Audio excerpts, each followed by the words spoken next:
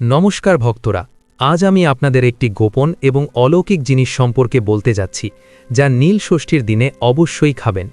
যদি আপনি নীল ষষ্ঠীর দিন এই জিনিসটি খান, তাহলে আগামী দিনে আপনি ধনবান হয়ে যাবেন। আজ আমি যে জিনিসগুলি খাওয়ার কথা বলতে যাচ্ছি, সেগুলি খেলে ভগবান ভোলেনাথ খুশি হন। তাই ভক্তরা, মহাদেবের বিশেষ কৃপা লাভের জন্য নীল ষষ্ঠীর দিন এই জিনিসগুলি অবশ্যই খাবেন। ভগবান ভোলেনাথ ও মাতা লক্ষ্মীর আশীর্বাদে আপনার ঘরে এত টাকা আসবে যে সামলাতে পারবেন না। পাশাপাশি বন্ধুরা, আমরা আপনাদের বলবো, যাই হোক না কেন বাড়িতে এমন খাবার ভুল করেও বানাবেন না বা খাবেন না, নইলে পুরো ঘর পরিবার কাঙাল হয়ে যাবে। পাশাপাশি ভক্তরা, এই ভিডিওতে আমরা আপনাদের জানাবো নীল ষষ্ঠীর দিন এমন কি খাওয়া উচিত যাতে আপনার জীবনে মহাদেবের বিশেষ কৃপা লাভ হয়। এর পাশাপাশি আমরা জানাবো ভুলেও কোন জিনিস শিবলিঙ্গে অর্পণ করা যাবে না। এছাড়া নীল ষষ্ঠীর 4টি বিশেষ এবং শক্তিশালী উপায় বা টোটকা। নীল ষষ্ঠীর দিন কোন ফলটি ভুল করেও খাওয়া যাবে না, নইলে জীবনে নেমে আসতে পারে আর্থিক সংকট ও দুর্দশা। তাই আপনাদের কাছে একটি ছোট অনুরোধ, এই ভিডিওটি সম্পূর্ণ দেখবেন। যদি এই জ্ঞানবর্ধক ভিডিওটি মাঝখানে কেটে কেটে দেখেন, তবে এর পূর্ণ ফল পাওয়া যায় না এবং সারা বছরই কোনো না কোনো সমস্যায় ভুগতে হতে পারে। দেখুন বন্ধুরা, ব্যাপারটা হলো আমাদের কাজ পরামর্শ দেওয়া। আমরা কেবল পরামর্শ দিতে পারি। এবার এটি আপনি মানবেন কি মানবেন না তা আপনার ইচ্ছে। কিন্তু ভক্তরা, একটি কথা অবশ্যই বলবো, যদি মানেন তাহলে আপনার জীবনতরী পার হয়ে যাবে। এবছরে নীল ষষ্ঠীর ব্রত পুরো 144 বছর পর এমন শুভ সময়ে পড়তে চলেছে এবং নীল ষষ্ঠী হিন্দু ধর্মাবলম্বীদের জন্য সবচেয়ে শ্রেষ্ঠ মানা হয়। চলুন বন্ধুরা, নীল ষষ্ঠী নিয়ে কিছু তথ্য শেয়ার করি। বন্ধুরা, শিবপুরাণ অনুসারে এই দিনেই ভগবান শিব সৃষ্টি ও প্রলয়ের মহাতাণ্ডব করেছিলেন। এছাড়া এই দিনেই ভগবান শিব এবং মাতা পার্বতীর বিবাহ হয়েছিল। তাই এই দিনে কুমারী নারীরা ভালো স্বামী এবং বিবাহিত মহিলারা স্বামী ও সন্তানের কল্যাণের জন্য ব্রত পালন করেন। অনেকে মনে করেন নীল ষষ্ঠীর ব্রত শুধুমাত্র বিবাহিত মায়েদের জন্য, কিন্তু এটা সম্পূর্ণ ভুল ধারণা। এই ব্রত পালন করতে পারেন যে কোনো বয়সের মহিলা। সন্তানবতী মায়েরা সন্তানের মঙ্গল কামনায় এই ব্রত করেন। যে দম্পতি সন্তান চাইছেন তারা সন্তান লাভের আশায় এই ব্রত করেন। অবিবাহিত মেয়েরাও পরিবারের মঙ্গল কামনায় এই ব্রত রাখতে পারেন। এমনকি পুরুষরাও এই ব্রত রাখতে পারেন। শাস্ত্রমতে যে ব্যক্তি নিষ্ঠা এবং ভক্তির সঙ্গে এই পূজা সম্পন্ন করেন, তার মনের ইচ্ছা পূরণ হয়ই হয়। তবে ব্রত পালনের কিছু নিয়ম আছে, আর সেই নিয়মগুলো মানা না হলে ব্রতের ফল পরিপূর্ণভাবে পাওয়া যায় না বলে বিশ্বাস করা হয়। তাই এবার সেই নিয়মগুলো মনোযোগ দিয়ে শুনুন। ব্রতের আগের দিন রাতে যা করবেন। ব্রত পালনের আগের দিন রবিবার রাতে অবশ্যই নিরামিষ আহার গ্রহণ করবেন।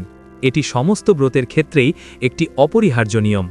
রাতে ঘুমানোর আগে মনে মনে মহাদেবকে স্মরণ করুন এবং পরের দিনের ব্রতের জন্য মনকে প্রস্তুত করুন। ব্রতের দিন সকালে যা করবেন। ব্রতের দিন ব্রাহ্ম মুহূর্তে অর্থাৎ সূর্যোদয়ের আগেই ঘুম থেকে উঠুন। উঠেই স্নান সেরে নিন, পরিষ্কার বস্ত্র পরিধান করুন, মনটাকে শান্ত রাখুন। এই দিন সমগ্র উপবাস রাখার চেষ্টা করবেন। যদি একেবারে নির্জলা উপবাস রাখতে পারেন তা সবচেয়ে উত্তম। কিন্তু যদি শরীর সায় না দেয়, যদি কোনো শারীরিক অসুবিধা থাকে, তাহলে ভগবানের কাছে মনে মনে ক্ষমা চেয়ে নিন এবং ডাবের জল, ফলমূল বা বাড়িতে তৈরি মিষ্টি খেয়ে ব্রত রাখুন। মনে রাখবেন, মহাদেব খুব অল্পতেই সন্তুষ্ট হন। তিনি বাহ্যিক আড়ম্বর দেখেন না, তিনি দেখেন আপনার মনের ভক্তি। তাই মনে যদি সত্যিকারের ভক্তি থাকে, তাহলে সবচেয়ে সাধারণ উপায়েও এই পূজা সম্পন্ন করা যায়। শাস্ত্রমতে এই রাতে ভক্তরা উপবাস, জাগরণ এবং শিবের আরাধনা করলে ভক্তদের পাপ নাশ হয় এবং মোক্ষ লাভের পথ সুগম হয়। শাস্ত্রে বলা হয়েছে এই রাত্রিতেই ভগবান শিব এবং মাতা পার্বতীর বিবাহ হয়েছিল। তাই এই দিনটি দাম্পত্য সুখ, সৌভাগ্য এবং পারিবারিক শান্তির প্রতীক হিসাবে মানা হয়। অন্য একটি মতে জানা যায়, সমুদ্র মন্থনের সময় দেবতা ও অসুরেরা অমৃতের জন্য সমুদ্রের মন্থন করলে ভয়ঙ্কর ফলাফল বিষ সমুদ্রে উঠে আসে। সেই বিষে সমগ্র সৃষ্টি ধ্বংসের উপক্রম হয়। তখন ভগবান শিব সেই বিষ পান করে নিজের গলায় ধারণ করেন। ফলে তার কণ্ঠ নীল হয়ে যায় এবং তখন থেকেই তিনি নীলকণ্ঠ নামে পরিচিত। এই ঘটনা নীল ষষ্ঠীর সঙ্গে যুক্ত বলে মনে করা হয়। বন্ধুরা, শাস্ত্রমতে নীল ষষ্ঠীর ব্রতে সন্ধ্যার পর স্নান করে শিবের মাথায় জল ঢালা উচিত। নীল ষষ্ঠীর ব্রত পালন করার আগের দিন সংযমে থাকবেন এবং নিরামিষ আতপ চালের সিদ্ধ ভাত খাবেন। এছাড়া চাইলে ময়দার তৈরি খাবারও খেতে পারেন, তবে রান্নায় সৈন্ধৈব লবণ ব্যবহার করবেন এবং সর্ষের তেলের বদলে ঘি ব্যবহার করবেন। নীল ষষ্ঠীর ব্রতের দিন উপোস থেকে নিষ্ঠা ভরে সহজ কিছু নিয়ম মানলেই ভক্তের মনোবাঞ্ছা পূরণ করেন বাবা মহাদেব। শিবপুরাণ অনুসারে নীল ষষ্ঠীর পুজোয় যে উপকরণ লাগে তার মধ্যে বাবা মহাদেবের সবথেকে প্রিয় জিনিসটি হল ভাং। এছাড়া গঙ্গাজল, গরুর দুধ, ধুতরা ফুল, ধুতরা ফল, আকন্দ ফুল, বেলপাতা, দই, ঘি, মধু, আখের রস এবং চন্দন। এছাড়া পুজোর সময় লেবু, কলা, আঙুর, বিশেষ করে শ্রীফল বা বেলফল নিবেদন করলে বাবার আশীর্বাদে মনের ইচ্ছে পূরণ হয় এবং দীর্ঘায়ু লাভ করা যায়। অর্থকষ্ট দূর হয়ে যায়, সংসারে আসে সুখ এবং সমৃদ্ধি। নীল ষষ্ঠী ব্রতের অন্যতম প্রধান কাজ হল সারা রাত জেগে থেকে বাবা মহাদেবের নাম জপ করা এবং বাবার ধ্যান করা। কিন্তু বন্ধুরা, তিল, কেতকী ফুল, নারকেলের জল, শঙ্খ বা শাখের জল, তুলসী পাতা এই জিনিসগুলি ভুলেও নীল ষষ্ঠীর দিন বাবা ভোলেনাথকে অর্পণ করবেন না, তাহলে বাবা রুষ্ট হতে পারেন। আর কে না জানে, স্বয়ং মহাদেব যার ওপর রুষ্ট হন তার ধ্বংস হওয়া শুধুমাত্র সময়ের অপেক্ষা। শিবপুরাণে বলা হয়েছে, কেতকী ও চম্পা ফুলকে ভগবান শিব অভিশাপ দিয়েছিলেন। এই ফুল সাদা হলেও ভগবান শিবকে দেওয়া উচিত নয়। ভুল করেও এই দিন ভগবান শিবকে কেতকী ও চম্পা ফুল নিবেদন করবেন না। আপনি যদি নীল ষষ্ঠীর দিন বাবা মহাদেবকে খুশি করতে চান, তাহলে এই দিন কালো পোশাক পরবেন না। এই দিন কালো রঙের পোশাক পরাকে অশুভ বলে মনে করা হয়। আপনি লাল, সাদা বা লাল সাদা মেশানো পোশাক পরতে পারেন এবং এই রঙগুলো মহাদেবের বিশেষ প্রিয়। তাহলে চলুন বন্ধুরা, আমরা এবার জেনে নিই নীল ষষ্ঠীর সময় ভুলেও কোন জিনিস শিবলিঙ্গে অর্পণ করা যাবে না। বন্ধুরা, আপনারা কিন্তু এই দিন ভুলেও নারকেলের জল শিবলিঙ্গে দেবেন না, কারণ নারকেল ফলের সঙ্গে মা লক্ষ্মী এবং ভগবান নারায়ণ সরাসরি যুক্ত রয়েছেন। তাই মহাদেবের অভিষেক নারকেল জল দিয়ে করতে নেই এবং নীল ষষ্ঠীর পূজায় মহাদেবকে নারকেল ফল নিবেদন করতে নেই। এছাড়া নীল পুজোয় আপনারা শঙ্খ বাজাবেন না এবং তুলসী পাতা, হলুদ এবং সিঁদুর ভুলেও কিন্তু শিবলিঙ্গে দেবেন না। বন্ধুরা, ভগবান শিবের পুজোয় কোনো রকম ভাঙা চাল দেওয়া উচিত নয়। অখণ্ড ধান বা চাল পরিপূর্ণতার প্রতীক, তাই ভগবান শিবকে চাল নিবেদন করার সময় খেয়াল রাখুন সেটা যেন ভাঙা না থাকে। নীল ষষ্ঠীতে ভগবান শিবের প্রিয় 3 পাতাযুক্ত বেলপাতা অর্পণ করুন, কিন্তু ভাঙা বা বিকৃত বেলপাতা দেওয়া উচিত নয়। এছাড়া মহাদেবকে তুলসী পাতা অর্পণ করতে নেই, কারণ বলা হয় তুলসী হলেন মা লক্ষ্মী এবং তিনি ভগবান নারায়ণের স্ত্রী, তাই তুলসী পাতা ভগবান মহাদেবকে দিতে নেই। আসুন বন্ধুরা, এবার আমরা জেনে নিই নীল ষষ্ঠী ব্রতের সময় কি খাবেন আর কি খাবেন না। তার আগে বন্ধুরা, ভিডিওটি অবশ্যই একটি লাইক করে দিন। দেখুন, এত গুরুত্বপূর্ণ ভিডিও আমি কাদের জন্য নিয়ে আসি? শুধুই আপনাদের জন্য। তবুও আপনারা ভিডিওতে লাইক করেন না। আজকে আমি আশা রাখছি আপনারা ভিডিওটি অবশ্যই লাইক করবেন। আমার বিশ্বাস ভাঙবেন না বন্ধুর, এক্ষুনি ভিডিওটি লাইক করে দিন। আর নিচের কমেন্ট বক্সে যে ব্যক্তি সত্য মন সত্য ভক্তি নিয়ে জয় শনিদেব লিখবে, শনিদেব আগামী 24 ঘন্টার মধ্যে তাকে ভালো সুখবর দেবেন। তাই বন্ধুরা, এক্ষুনি কমেন্ট বক্সে জয় শনিদেব লিখুন। আগামী 24 ঘন্টার মধ্যে আপনি ভালো সুখবর পাবেন। তাহলে চলুন ফিরে আসা যাক মূল টপিকে। নীল ষষ্ঠীর ব্রতে কি খাওয়া উচিত নয়। সবার প্রথম, নীল ষষ্ঠীর দিন ডাল, চাল বা গম দিয়ে তৈরি খাবার খাওয়া উচিত নয়। এই দিনে আপনি শুধু ফল, দুধ, চা এবং কফি খেতে পারেন। এছাড়া এই দিন স্বামী স্ত্রীর শারীরিক সম্পর্ক করা উচিত নয়, কারণ এতে ভগবান ভোলেনাথের ক্রোধ আপনার উপর পড়তে পারে। নীল ষষ্ঠীর দিন যতটা সম্ভব দান করুন।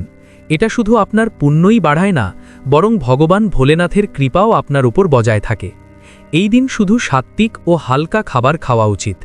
নীল ষষ্ঠীর ব্রত একটি সাধনা, যাতে শরীরকে শুদ্ধ ও মনকে একাগ্র রাখার প্রয়োজন হয়। ব্রতের সময় আপনার শরীরে জলের অভাব হওয়া উচিত নয়, তাই আপনি ফলাহারের পাশাপাশি কিছু প্রাকৃতিক জুসও খেতে পারেন, যেমন আপনি ডালিম বা কমলার জুস খেতে পারেন, কারণ এগুলো শরীরে জলের অভাব পূরণে সাহায্য করে। তবে নীল ষষ্ঠীর দিন আখের রস খাওয়া থেকে বিরত থাকুন। ভক্তরা, যদি আপনি ফলাহার করেন তবে এই দিনে আপেল, কমলা, পেঁপে, শসা ইত্যাদি টাটকা ফল খেতে পারেন। এই ফল শুধু শরীরের জন্য পুষ্টিকর নয়, বরং এগুলো থেকে আপনি মানসিক শান্তিও পান, যা এই দিনের ব্রতে অত্যন্ত জরুরি। এছাড়া আপনি সাবুদানা, আলু, কচু ও সৈন্ধব লবণও খেতে পারেন।